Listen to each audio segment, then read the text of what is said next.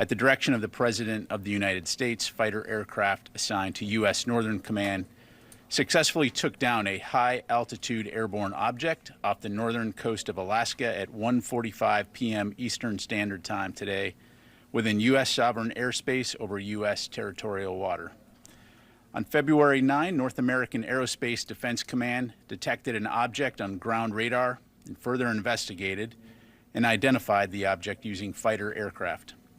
The object was flying at an altitude of 40,000 feet and posed a reasonable threat to the safety of civilian flight.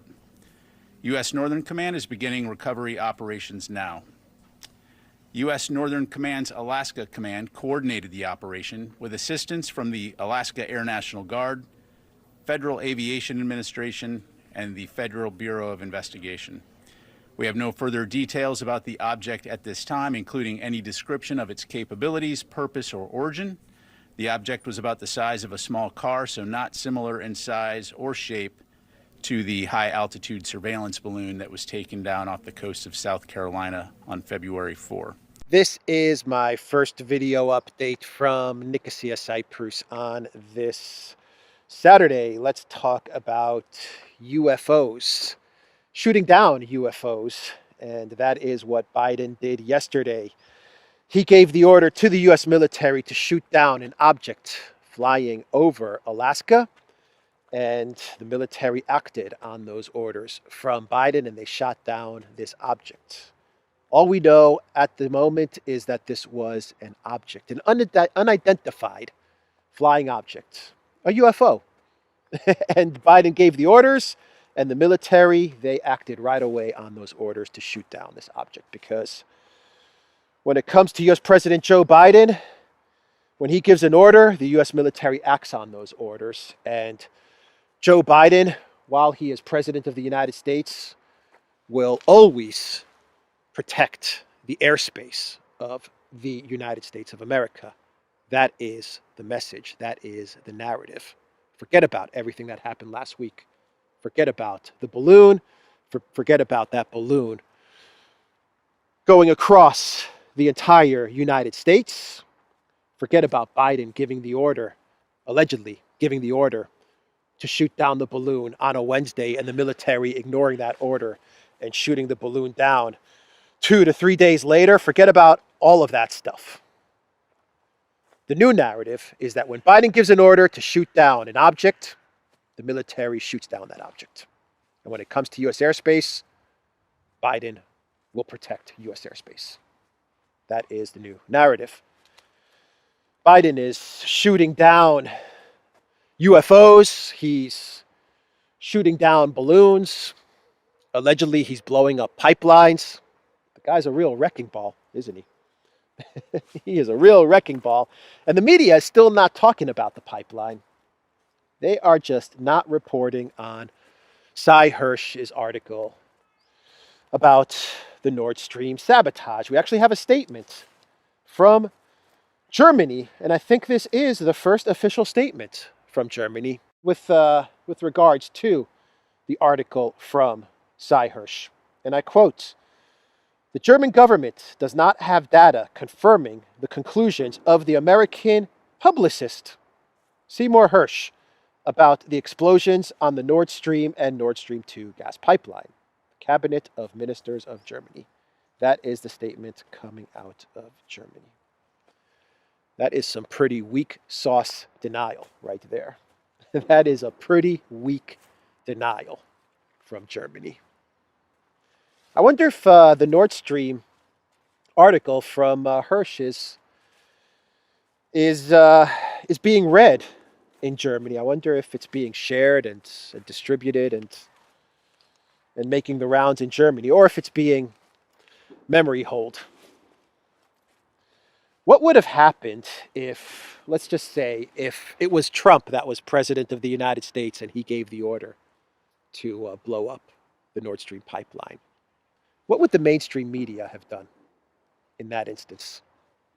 On the one hand, it's Trump, and you're going to want to promote this story 24 hours on the news cycle. You're going to want to talk about this story nonstop because it's Trump blowing up the pipeline. of the U.S. ally, Germany, critical infrastructure of Germany. So you're going to want to just talk about this 24 hours a day, 7 days a week, and demonize Trump. But on the flip side, the mainstream media would probably say, yeah, but we're benefiting Putin if we do that. So maybe it's just best to memory hole this story and to not play into Putin's "we were provoked" narrative. That would be a tough one for the collective West media, wouldn't it? Trump or Putin? Putin or Trump? Which one do we choose? But since it's Biden, the choice is pretty simple. Just memory hole the article. Don't talk about it. Just pretend it doesn't exist. Say that Seymour Hersh was just some kind of publicist, a blogger, an old blogger, and just leave it at that. And just wait a couple more days till this story fades away. That's their plan, isn't it? So we had another country fall victim to the Zelensky curse. Moldova. Moldovan government called it quits. The prime minister came out yesterday and she said the government is collapsing. This was actually expected because Moldova has had a really hard, the government of Moldova has had a really hard go of things. People are very upset with the cost of living, the corruption, all of it that is taking place in Moldova, as well as the constant escalation towards some sort of conflict with Russia, trying to goad Moldova into becoming some sort of second front in a conflict with Russia. And so the people were very upset, not very happy with the Sandu government, and the government has finally collapsed. Now, is a better government, a more representative government, going to come into power? I don't know. I doubt it. I imagine you're going to probably get another government that is pro-EU, pro-West/NATO, but I don't know. Let's give it some time and see what kind of government is formed. The interesting part about this story is that on February 9th, 2 days ago, when Zelensky was in Brussels, he gave a speech, and he was talking to the Parliament in the European Union, and he was talking about Moldova. Surprise, surprise. And Zelensky said during his speech at the European Council, he said that he had Ukrainian intelligence, intercepted intelligence, that alleged, and I quote, a plan of the Russian Federation to destroy the democratic order in Moldova. I recently spoke with Moldovan President Maya Sandu and informed her about what our intelligence service managed to intercept: a detailed Russian plan to destroy the political situation in Moldova, a Russian document that shows who, when, and in the aftermath of what actions is going to break Moldova and the democratic order and establishes control over it, Zelensky said during a speech at the Council of Europe in Brussels on Thursday. Zelensky added that he immediately warned Moldova about all these threats. I immediately warned Moldova about all these threats, and then I told them to give me some money. How did, the last part, he did say that. He didn't say, Moldova, give me some money. But how did Zelensky know? Ukraine intelligence just happened to pick up some information that allegedly Russia was going to cause some trouble, and that would lead to the downfall of the government. And one day later, lo and behold, the government collapses. And so what's the narrative here? Well, Russia did it. Russia did it. You see? So that was interesting, I thought. Obviously, Zelensky got tipped off and was told about everything that's going to happen, and they prepared the script, the narrative, to blame it all on Russia and not blame it on the fact that Sandu and her government were running Moldova into the ground and pushing Moldova into some sort of conflict with Russia. Forget about that. Don't put the blame on the fact that she was doing a terrible job. Blame it on Putin instead. So that was big news. Another government falls due to the Zelensky curse. And so yesterday you had missile strikes, a whole lot of missile strikes in Ukraine. I think 106 missiles were launched.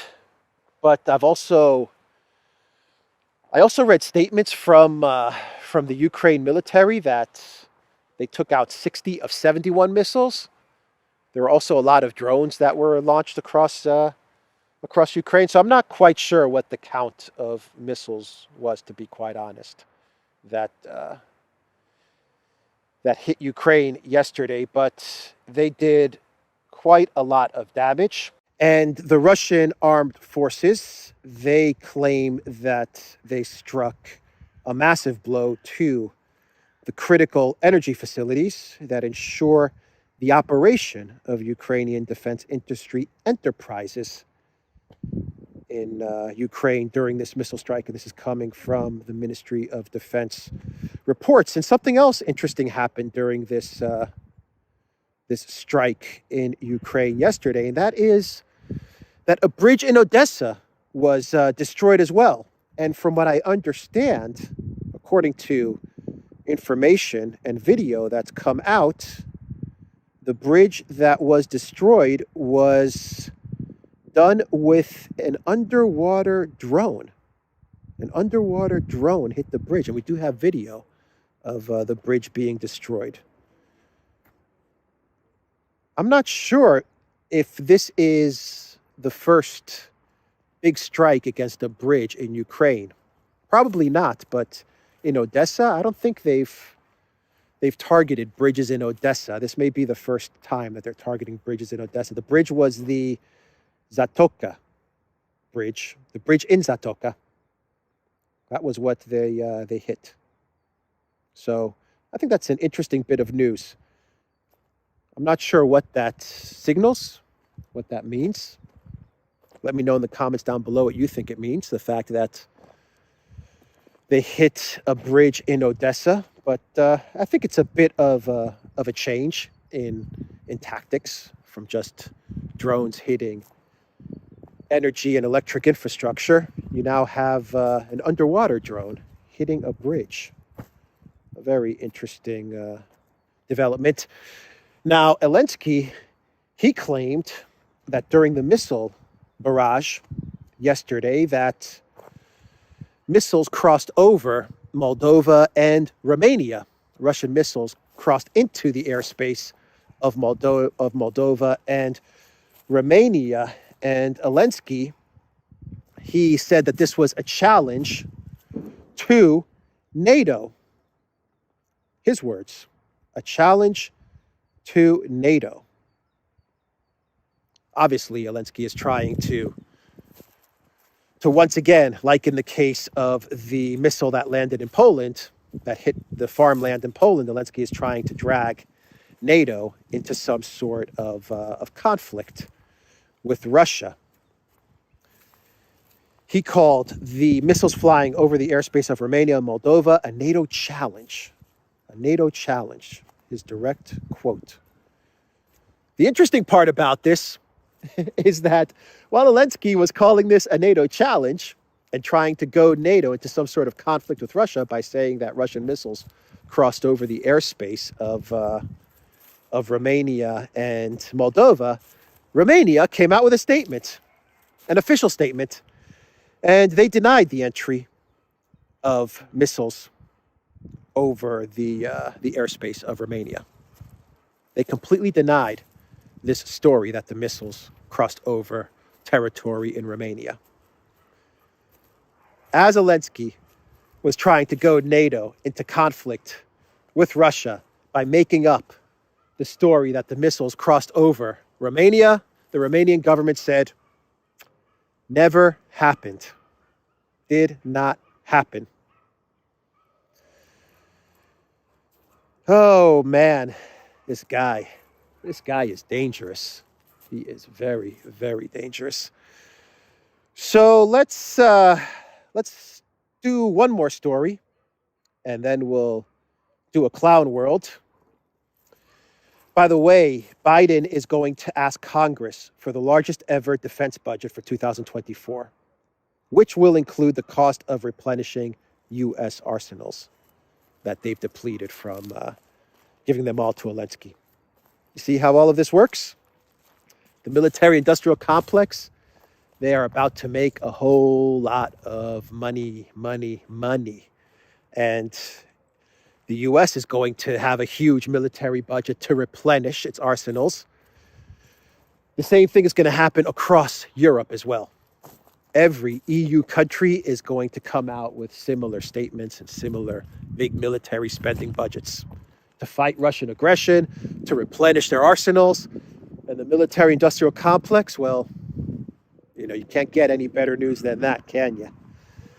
So I thought that was an interesting story. But what I really want to talk about before we get into our clown world is this Paris Olympic boycott of not only Russian athletes, but Belarusian athletes as well. Now, why they want to boycott, why they want to deny Belarusian athletes from competing in the Olympics, I don't know why they want to deny Russian athletes, but anyway, they lump Belarusian athletes in there as well. I think is just, I don't know what to say. I was going to say it's bigoted, racist. I don't know, but I don't see why they have to lump in Belarus with this drive to ban athletes. But either way, I'm against them banning Russian, Belarusian. I don't think they should ban any athletes from the Olympics. I don't understand what the sports has to do with the politics. Did they ban U.S. athletes when U.S. waged its war against Iraq? Syria? Against Syria? Against Serbia? Did those athletes from the U.S. or NATO countries, were they banned? Were UK and French athletes banned when they destroyed Libya? No.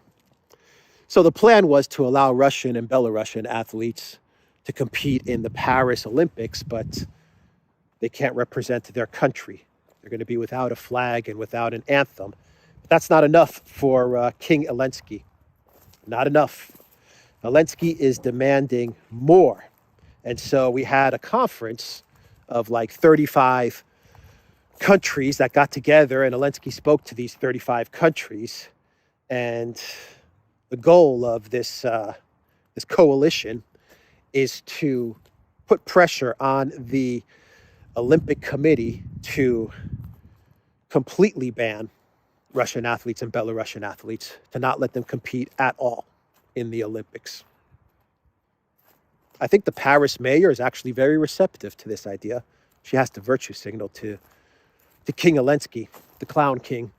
But Zelensky he's pushing for this, or at least the people on top of him are ordering him to push for this. And so he gave a speech to the representatives of these 35 countries, and he called for them to unite and to press the Olympic Committee to completely boycott Russian and Belarusian athletes.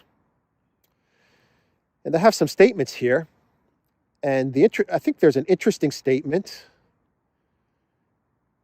And I'm taking this from the New Delhi Times. And they have an interesting quote, if I can find it, from, here we go, the Norwegian Minister of Culture and Equality, Annette Tretbergstuen, who said, It was far too early to think about a boycott, but added that it was strange and provocative for the IOC to consider allowing Russian athletes to compete. Quote, in a Russian context, there is no difference between sport and politics, and any sports performance is pure propaganda, Tretbergstuen told Norwegian newspaper VG, saying the athletes should be able to compete as neutrals. Neutrality is not possible. It's a dead end. So her argument is that in Russia and in Belarus, it's impossible to separate the athletics from politics because you know how those Russians are, right? Impossible. You just can't do it. So her argument is that since you can't separate the politics and the athletes because it's all propaganda, all Russian propaganda, all athletes from Russia are just propagandists, you have to ban them completely.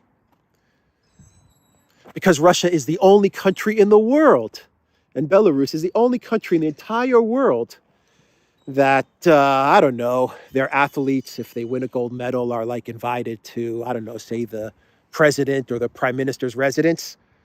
Only Russia does that. In the United States, athletes never, ever, ever go to the White House and meet, the president of the United States. That never happens. And athletes, they never, ever make political statements. Like never, ever, ever in the United States or in any country in the collective West.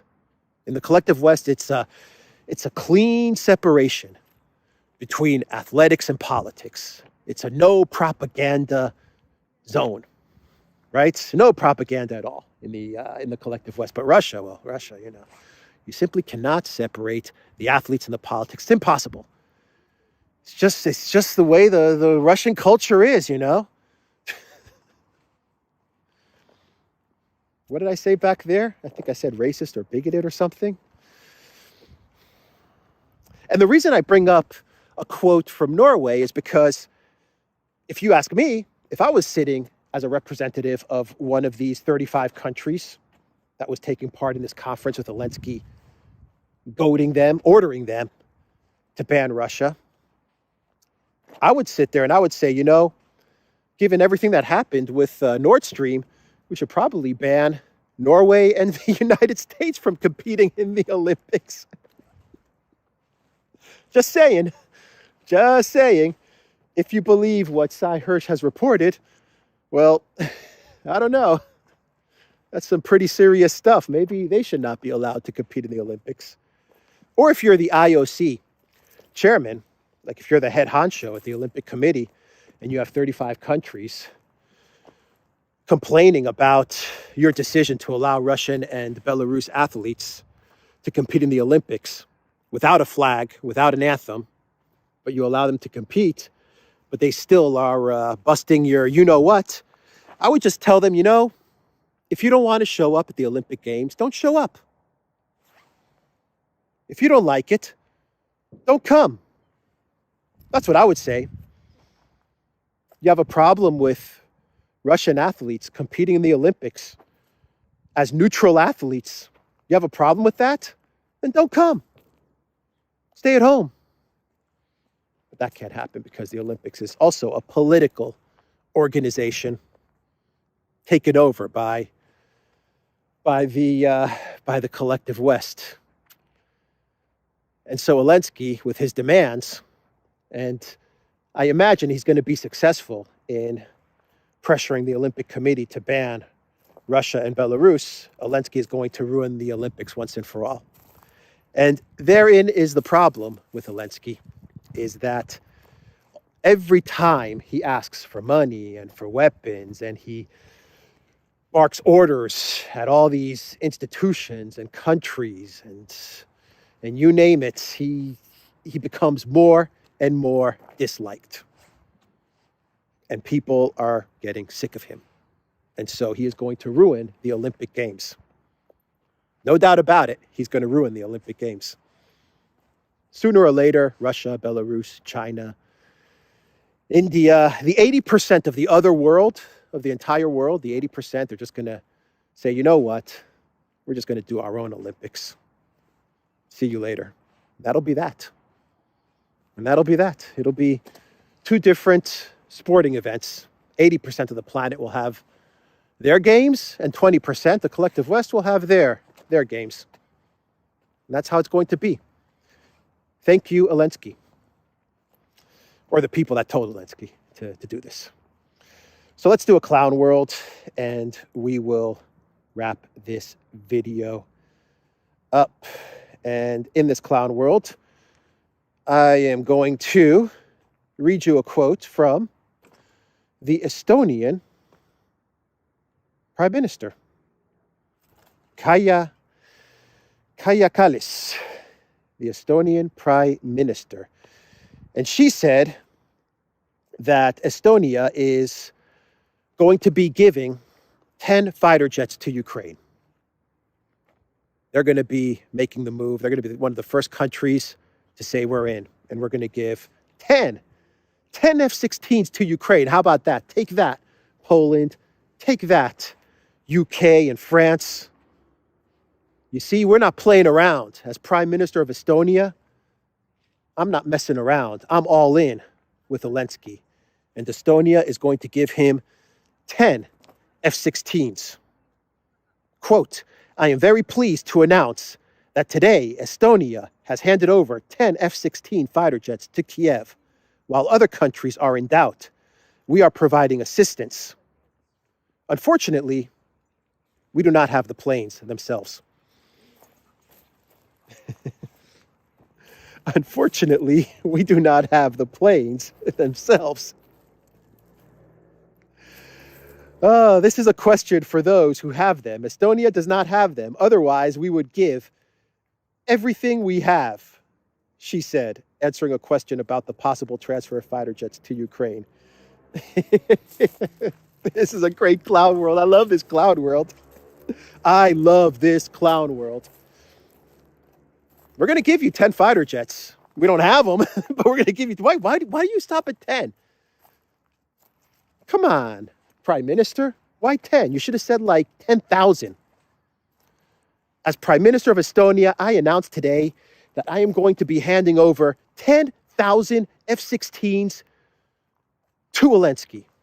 10,000. That's right.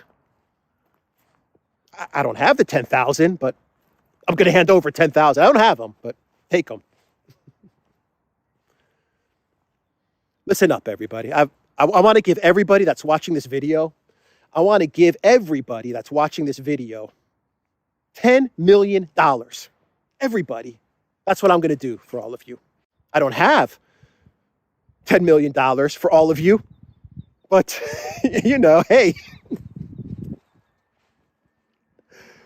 Oh, man. Anyway, that's the video, guys. TheDuran.locals.com. We are on Rockfin as well. And go to the Duran shop, 10% off. Use the code GOODDAY.